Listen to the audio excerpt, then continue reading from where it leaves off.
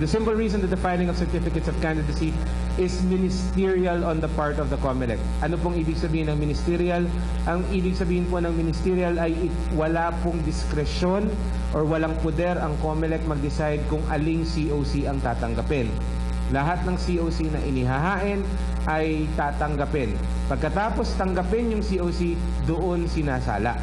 No? So, kaya po nagkakaroon tayo ng impresyon na kahit sino lang pwede tumakbo kasi sabi ng batas, literal, kahit sino pwede maghain ng COC. Kahit hindi pa siya qualified. Bakit? Kasi hindi naman yung paghahain ng COC ang nagiging determination or ang nagiging punto para sa desisyon na masasama siya sa balota. Hindi po yun. Tanggap lang po yun.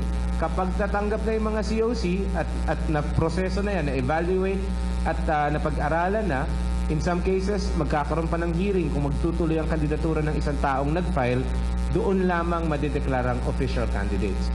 So yung pinangangamba natin na mga individual na sa tingin natin hindi masyadong seryoso, malamang sa hindi, baka nga ganun din ang maging desisyon ng commission sa kanya at hindi nyo rin siya makikita sa final ballot.